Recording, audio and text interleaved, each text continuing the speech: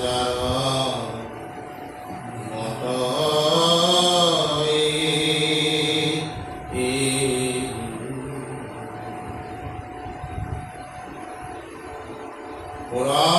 পুৰাময়জ্ঞানিতাৰ বচন নিষ্ফলা বিনে সাধু সংগে নাহি কাহাৰো কুশলা। আজি আমাৰ ৰত্নাৱলী মানে এনেকে উপদেশ কৰিছে,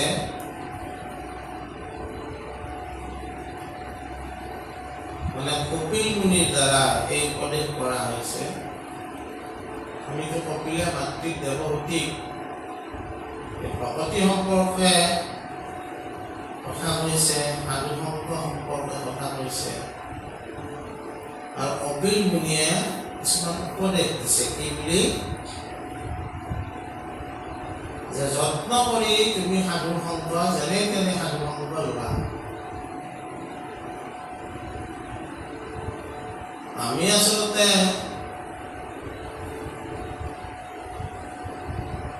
ঈশ্বৰক বিচাৰি থাকো,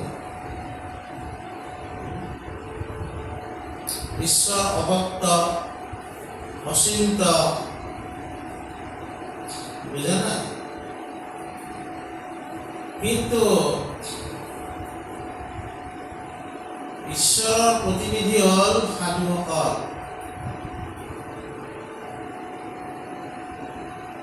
সন্তসকল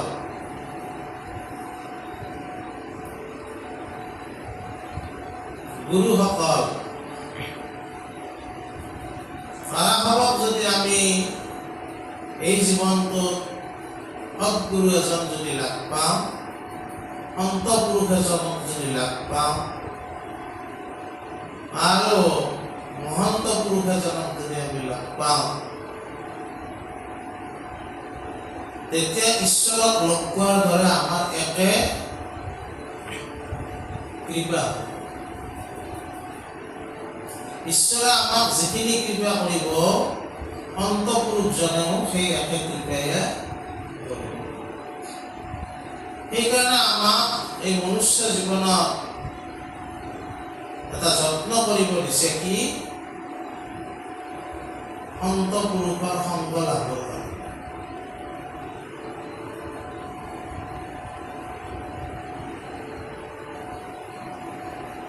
আৰু এই সন্ত পুৰুষ সমস্তৰ কথা কি কৈছে কবিৰ দাসে,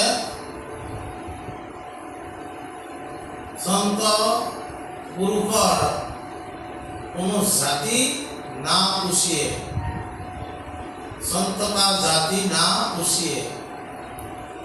এইবিলাক আমি চাব নালাগে, কোন জাতিত তেওঁ হৈছে, কোন সম্প্ৰদায়ত তেওঁ হৈছে, মুঠৰ ওপৰত তুমি জীৱনত এজন সন্ত পুৰুষক লগ পোৱাৰ কাৰণে যত্ন কৰা। আৰু সেই যত্নত যদি তুমি কৃতকাৰ্য হ'ব পাৰা, তেতিয়া কি হ'ব, এই সন্ত পুৰুষৰ কৃপা অনুসাৰে তোমাৰ দুসংগ আঁতৰিব, দুসংগ আঁতৰিলে তোমাৰ দুৰ্বাসনা আঁতৰিব। গতিকে এই জীৱনত অজ্ঞানীসকলে সন্ত পুৰুষক নিবিচাৰে। যদি তুমি জ্ঞানী হোৱাৰ পৰিচয় দিব বিচাৰিছা, তেনেহ'লে সন্ত পুৰুষৰ ওচৰলৈ যোৱা। বহুত বিলিয়নাৰ লোকো ভাৰতবৰ্ষত আহি সন্ত সন্যাসীসকলৰ লগত দিন কটাই যায়। কিয়? এই সন্তসকলৰ লগত যি আছে সেইটো ধনেৰেও কিনিব নোৱাৰি, টকাৰেও কিনিব নোৱাৰি, দ্ৰব্য বস্তুৰেও কিনিব নোৱাৰি। গতিকে আমাক আজি উপদেশ কৰিছে যে আমি জীৱনত একবাৰ সন্ত পুৰুষক লগ পোৱাৰ কাৰণে প্ৰাৰ্থনা কৰিব লাগে, যত্ন যত্ন কৰিব লাগে। তাৰপিছত কি কৈছে, মুকুতি সুখ কপতি ইচ্ছায়াছে যাৰ, কহিল সন্তৰ সংগ প্ৰাৰ্থনী তাহাৰ, লভিবে মুকুতি পায়া সাক্ষাতে কৃষ্ণক, তাৰা সবু বাঞ্ছা কৰে সাধুৰ সংগক, লয়ুক প্ৰমাণ আৰ ধ্ৰুৱৰ বচনে, পৰন্ত প্ৰাৰ্থনায়াতি কৃষ্ণৰ চৰণে।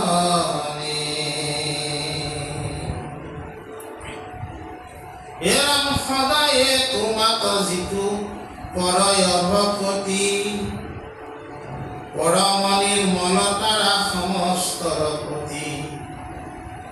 আৰু কি কৈছে যে মুক্তি সুখ যদি তুমি পাব বিচাৰিছা, কৰ্ম বন্ধনৰ পৰা মুক্তি পাব বিচাৰিছা, তেনেহ'লে তুমি সন্তৰ সংগ লাভ কৰাৰ কাৰণে প্ৰাৰ্থনা কৰা। এই সন্তৰ সংগহে তোমাক কৰ্ম বন্ধনৰ পৰা মুক্তি দিব পাৰিব।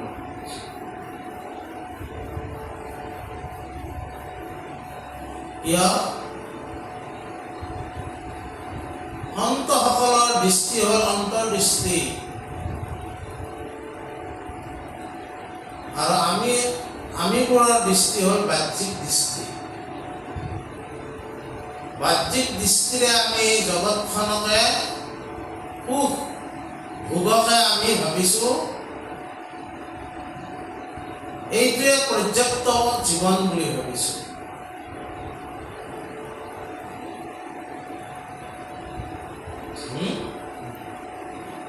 কিন্তু সন্তসকলে তেওঁলোকৰ অন্তৰ্দৃষ্টি সম্পন্ন কাৰণে তোমাক বুজাই দিব আচলতে সুখ ক'ত আছে। আমি জীৱনটোত কি বিচাৰি হাহাকাৰ কৰি আছোঁ? সুখ বিচাৰি, শান্তি বিচাৰি। সুখ আৰু শান্তিয়ে জীৱন এটা ধন্য কৰে, কিন্তু সুখৰ কনচেপ্টটো বাহ্যিক দৃষ্টিৰে চালে বেলেগ হয়, শান্তিৰ কনচেপ্টটো বাহ্যিক দৃষ্টিৰে চালে বেলেগ হয়।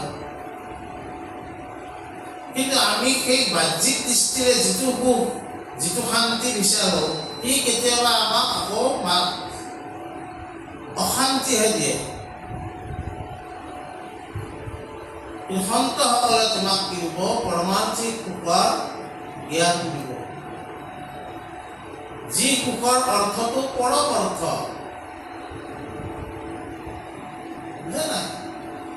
আৰু সেইকাৰণে আমাক প্ৰাৰ্থনা কৰিব দিছে। আৰু তেওঁলোকে এনেকুৱা তোমাক সুখ দিব যে তুমি মুকুতি সুখৰ লগে লগে ভগৱান কৃষ্ণক সাক্ষাৎ লভিবা।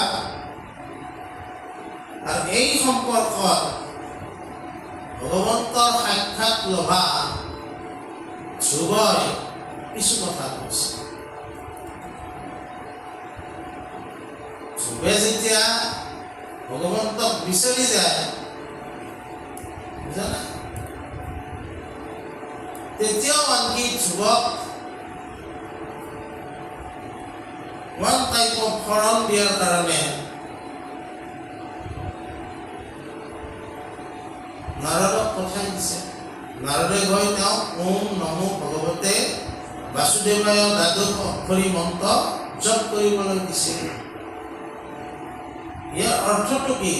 যে ঈশ্বৰক লাভ কৰাৰ আগে আগে ধ্ৰুৱই কাক লাভ কৰিছে? সৎসংগ।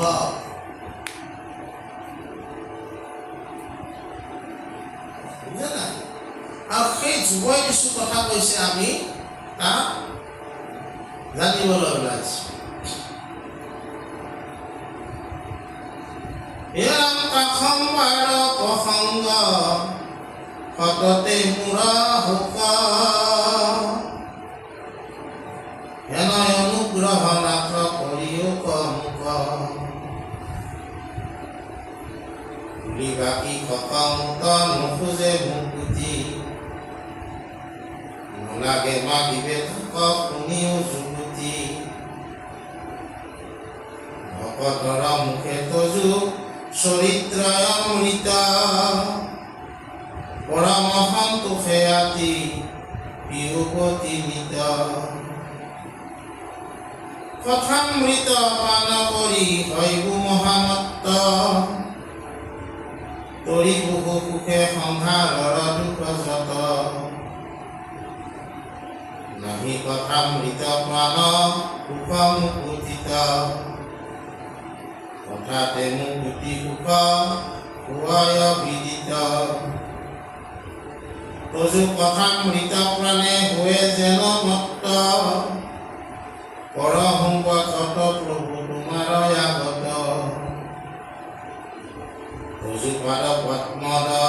তজু পাদ পদ্মদ লুবুধ যাৰ মন দেশম্বস হিতে কৰে প্ৰসংগ যি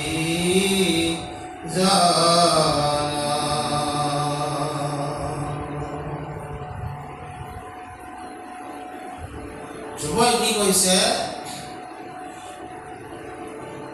যে সদা সৰ্বদা নিৰন্তৰে যিসকলে ভগৱন্তক ভকতি কৰে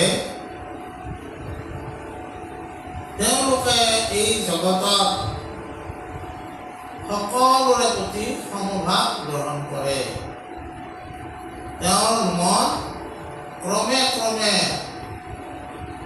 নিৰ্মলতাৰ ফালে গুচি যায় কপট আচৰণ তেওঁ নকৰে আৰু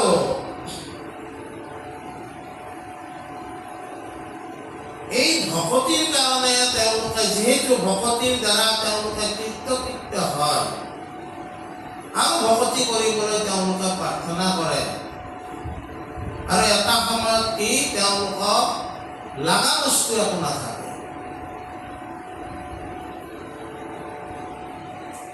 ধৰ্মৰ যিটো বাস্তৱিক ফল এইটো হৈছে বৈৰাগ্য তেওঁলোকৰ মনত সকলো বস্তুৰ প্ৰতি বৈৰাগ্য বা বিৰক্তি জন্মায় মেটেৰিয়েলিষ্টিক নহয় তেওঁলোক আকৌ কি আছে তেনেকুৱা ভকতৰ যদি ভাগ্যত কেতিয়াবা আমি লগ পাওঁ তেওঁলোকৰ মুখেৰে ভগৱন্তৰ চৰিত্ৰ আমি শুনিব লাগে আৰু তেওঁলোকে কোৱা কথা অমৃত অৰ্থাৎ কথাকো অমৃত বুলি কোৱা হৈছে কিছুমান আমি জীৱনত এনেকুৱা লোক পাওঁ তেওঁলোকে কিছুমান কথা আমাক কয় জীৱনত আমি কেতিয়াও সেইটো পাহৰিব নোৱাৰোঁ তেনেকুৱা কথাকে কথা অমৃত বুলি কৈছে কোনবিলাক কথা ভগৱন্তৰ কথা তাৰপিছত কি কৈছে যে সেই কথা অমৃত তুমি পান কৰিব পাবা অমৃত পান কৰিলে কি হ'ব তোমাৰ যত দুখ তোমাৰ এই সমস্ত আঁতৰ হ'ব মুকুতিৰ পথ খোলা যাব আৰু তোমাৰ ক্ৰমে ক্ৰমে কি হ'ব ঈশ্বৰৰ পাদপদ্মৰ প্ৰতি তোমাৰ চৰণ যুগলৰ প্ৰতি তোমাৰ চিত্ত মন সকলো উৎসৰ্গিত হ'ব আৰু সেইকাৰণে আমাৰ যি নাম কীৰ্তন কৰে তাক প্ৰসংগ বোলা হয় তেনেকুৱা প্ৰসংগৰ কাৰণে আচলতে আমাৰ নামঘৰত নাম প্ৰসংগ কৰা হয়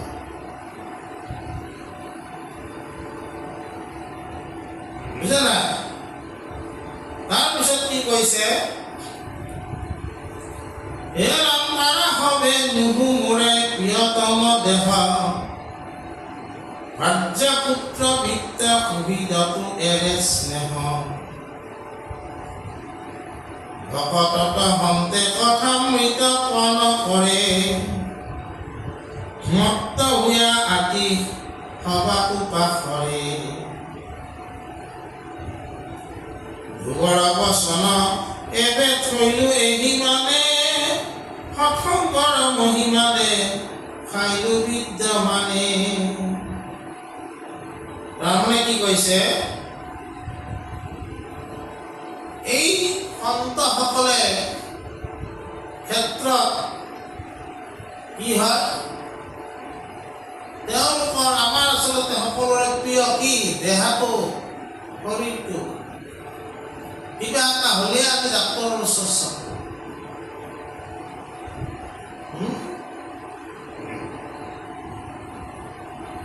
শৰীৰটোৰ বেমাৰ আজাৰ হ'ব নালাগে সেই এটা যত্ন আৰু শৰীৰটো আমাৰ যিটো শৰীৰ ই সুন্দৰ হৈ থাকিব লাগে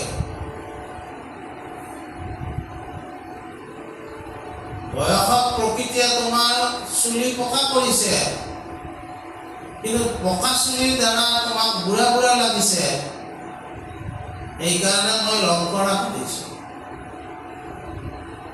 কিয় ৰং কৰোঁ এইটোতো প্ৰকৃতিগত কথা প্ৰকৃতিগত কথা হ'লেও আমি আচলতে সকলোৱে দেখাত ধুনীয়া হৈ থাকিব বিচাৰোঁ কিন্তু এই সন্ত পুৰুষসকলে তেওঁলোকে আত্মিক সুখৰ লাভ কৰাৰ কাৰণে শৰীৰৰ সুখটোৰ কথা চিন্তা নকৰে ধন পুত্ৰ ভাৰ্যা যত যি আছে নীতি নিয়ম মতে অনুশাসন মতে তেওঁলোকৰ লগত চলে কিন্তু মায়াৰ দ্বাৰা আবৃত হয় আসক্ত হয় তেওঁলোকৰ লগত নচলে ইয়াৰ পিছত ধ্ৰুৱৰ কথা শেষ হৈছে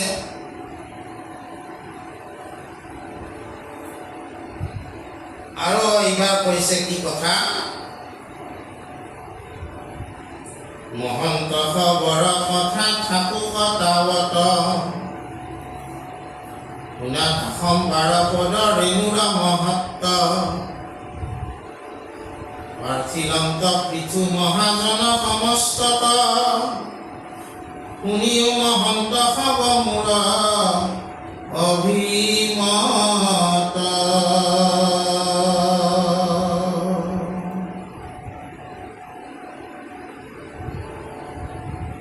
ভকতৰ পদৰেণু যাৱে জীৱ মানে গিৰিধিৰ অগ্ৰতব শিশু সাৱধানে তেবে সে মুহুৰ পাইবে জন্মৰ সাফল পৰশ মাত্ৰকে কৰে পাপীক নিৰ্মল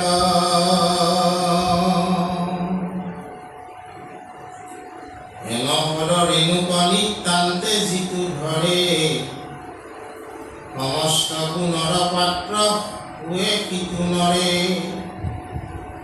থৈলো এহি মানে ইটো বচন পিঠুৰ দেখাইলো মহন্তৰ মহিমা কো সুৰ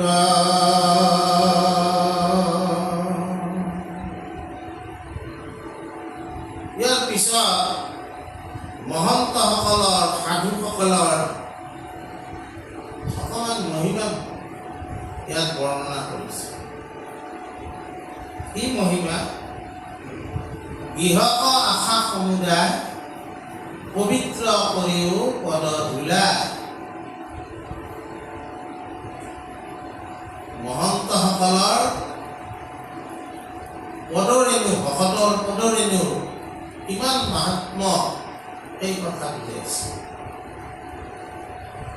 এই ক্ষেত্ৰত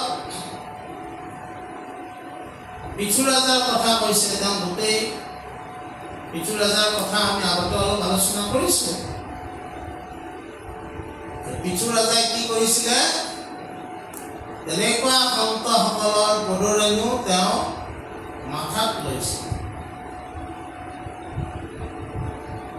আৰু মোৰ মহাপুৰুষ মাধৱদেৱ গুৰুজনাই নামঘোষাত কি লিখিছে, পৰমতীশ্বৰ দেৱা কৃষ্ণখন পাব লাগ, তপ জপ যাব যুগদানে,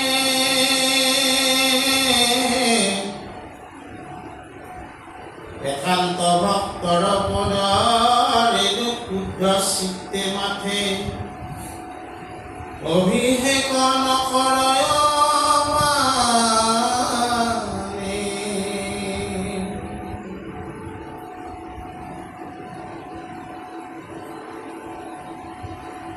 ভগৱন্ত কৃষ্ণ তপ জপ জাপ যজ্ঞ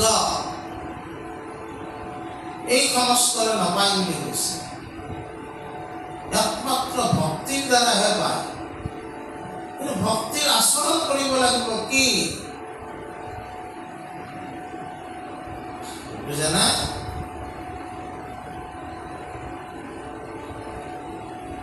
যে ভকতসকলৰ সন্তসকলৰ পদৰেণু কিৰে তুলি লওঁ।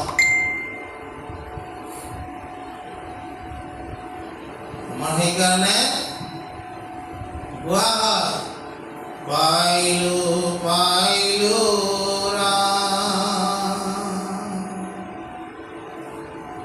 হৰি পদ পংকজৰ ধূলি, পাইলো পাইলো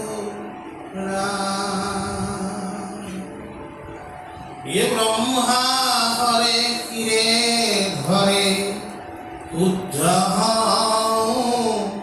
বুলি পাইলো পাইলো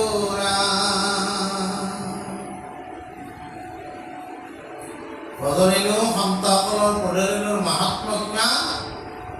ব্ৰহ্মা মহাদেৱ আদি ভগৱন্ত পুৰুষৰ আদেশত যিসকলে সৃষ্টি সংহাৰ কৰি আছে, তাৰাসকলেও একান্ত ভক্ত পদৰেণু শিৰত তুলি ল'বলৈ বিচাৰে।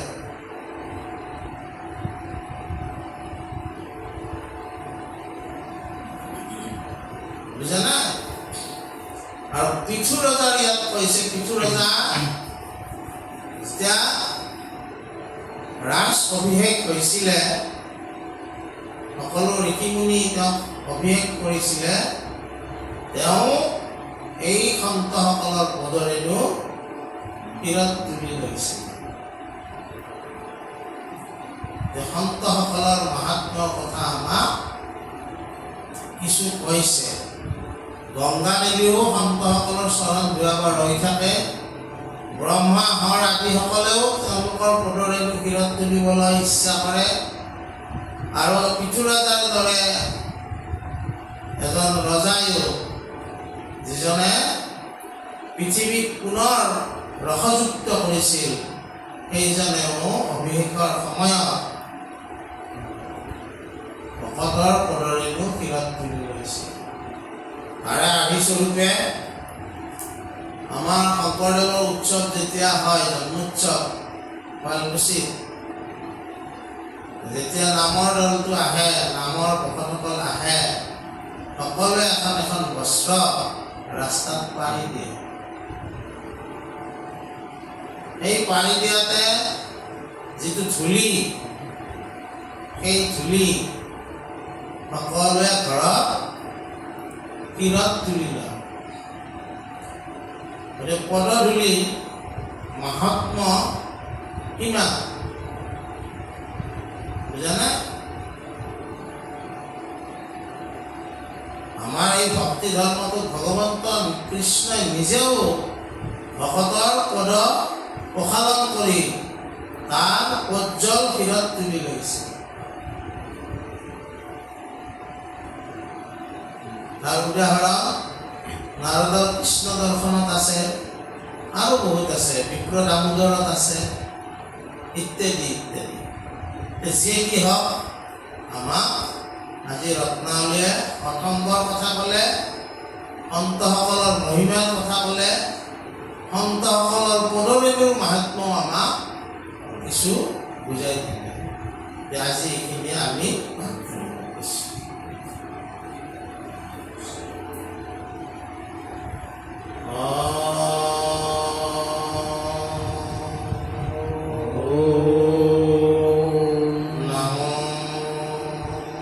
नमो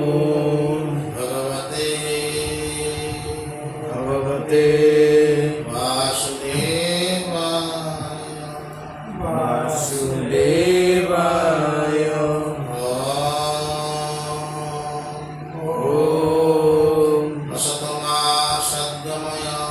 असतमा सद्गमय तमसमा ज्योतिर्गमय मृत्युर्मा अमृतं गमय। ओम शांति शांति शांति शांति शांति शांति।